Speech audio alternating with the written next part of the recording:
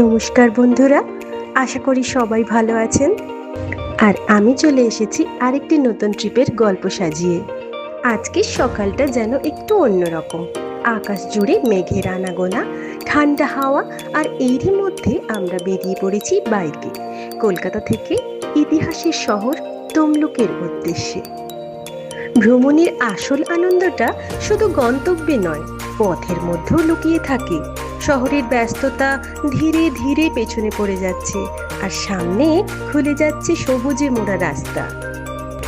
আজকের আকাশটা যেন নিজের মতন করে ছবি আঁকছে, কখনো কালো মেঘ তো কখনো সূর্যের হালকা আলো। প্রতিটা বাঁকেই যেন নতুন একটা দৃশ্য অপেক্ষা করছে।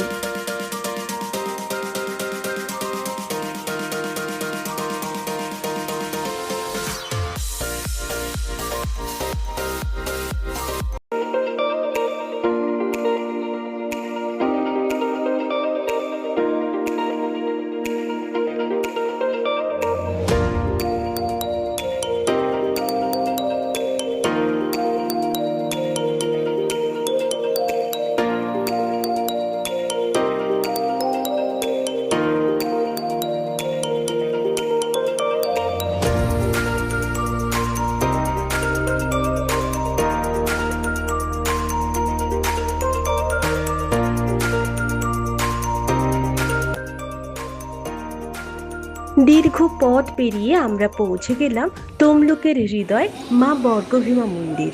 প্রায় 2000 বছরের ইতিহাস বুকে নিয়ে দাঁড়িয়ে থাকা বর্গভীমা মন্দির।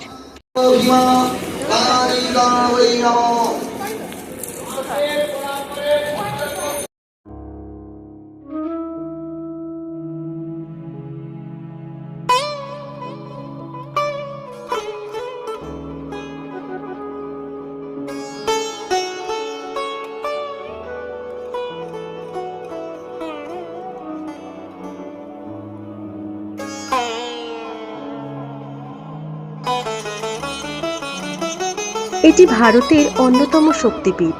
এখানে সতীর বাম গোড়ালি পতিত হয়েছিল। শুধু ধর্মীয় গুরুত্বই নয়, এর স্থাপত্য সত্যি অসাধারণ।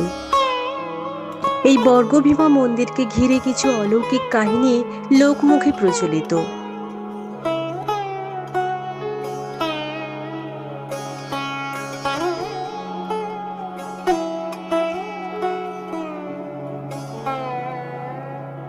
একটি জনপ্রিয় কাহিনী অনুযায়ী এক জেলে প্রতিদিন একটি কুণ্ডের জল দিয়ে মৃত মাছকে জীবিত করে বাজারে বিক্রি করত।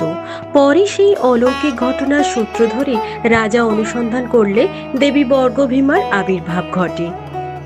তাই মনে করা হয় মায়ের বেদির তলাতেই রয়েছে সেই অমৃত কুণ্ড।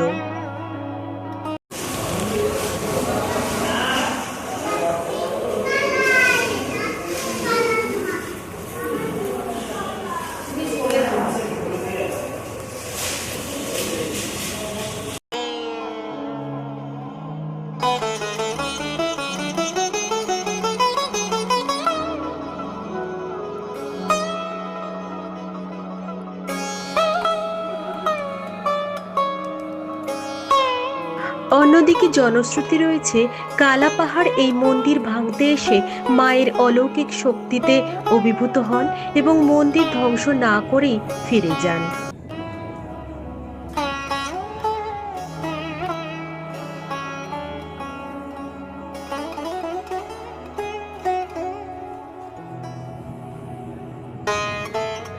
ইতিহাসের দলিলে সব অলৌকিক কাহিনীর প্রমাণ না মিললেও শতাব্দীর পর শতাব্দী ধরে ভক্তদের বিশ্বাসে মা বর্গভীমা আজও এক জাগ্রত শক্তির প্রতীক। সেই বিশ্বাসে এই মন্দিরকে আজও জীবন্ত করে রেখেছে।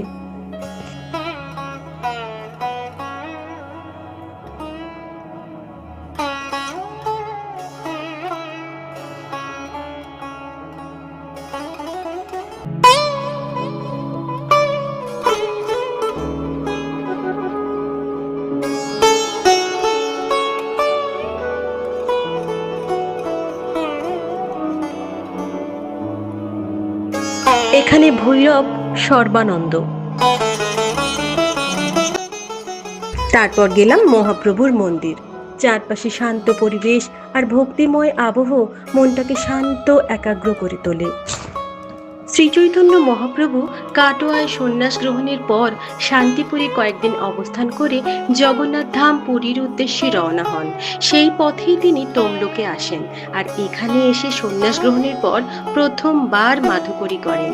আর সেই মাধুকরী করে পাওয়া ভিক্ষার সামগ্রী দিয়ে তার অন্তরঙ্গ ভক্ত শ্রী জগদানন্দ পণ্ডিত রান্না করেন। বর্তমানে যেখানে তমলুকের মহাপ্রভু মন্দির রয়েছে, গৌড়ীয় বৈষ্ণব পরম্পরা অনুযায়ী সেখানেই রান্না ও ভোগ নিবেদিত হয়েছিল। অনেকেরই অজানা, সন্ন্যাস গ্রহণের পর শ্রী চৈতন্য মহাপ্রভু প্রথম ভিক্ষাবৃত্তি হয়েছিল এই তমলুকেই। স্থানীয় মানুষের দেওয়া ভিক্ষার সামগ্রী দিয়ে পণ্ডিত জগদানন্দ রান্না করেছিলেন, আর সেই স্মৃতিতেই আজও জীবন্ত হয়ে রয়েছে তমলুকের এই মহাপ্রভু মন্দির।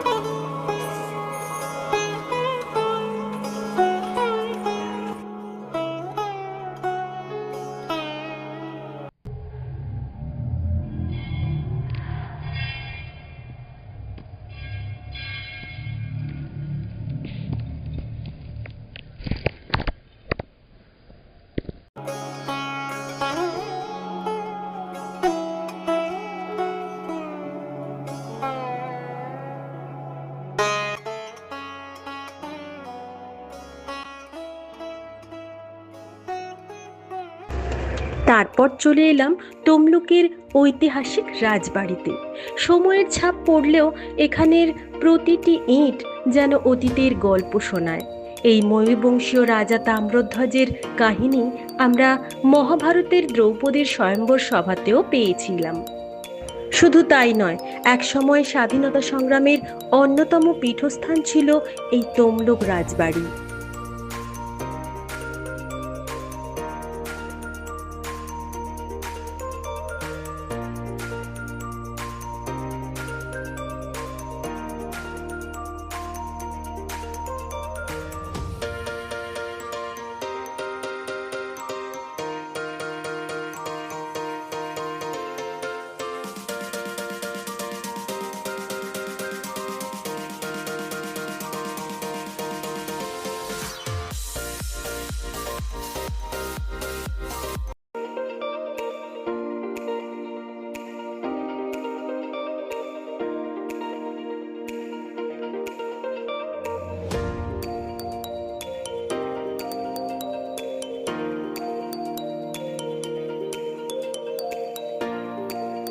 দিনের শেষ গন্তব্য রামসাগর পার্ক।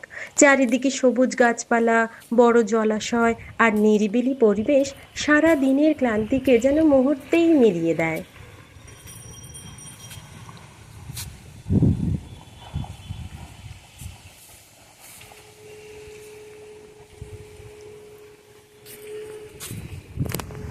কখনো কখনো ঘুরতে যাওয়ার জন্য দূরে যাওয়ার দরকারই হয় না। কাছাকাছি এমন অনেক জায়গা রয়েছে যেখানে অনায়াসেই ঘুরে বেড়ানো যায়।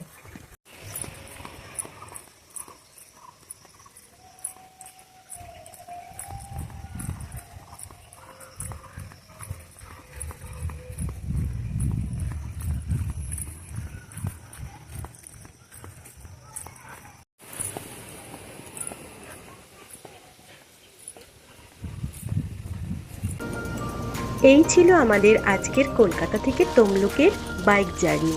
যদি ভিডিওটা ভালো লাগে তাহলে একটা লাইক করে দিও, বন্ধুদের সাথে শেয়ার করে দিও, আর এমন আরও রোড ট্রিপ আর ট্রাভেল ব্লগ দেখতে চ্যানেলটা সাবস্ক্রাইব করে পাশে থেকো। দেখা হবে নতুন কোনো পথে, নতুন কোনো গল্প নিয়ে। ততদিন ভালো থাকবেন, সুস্থ থাকবেন। নমস্কার।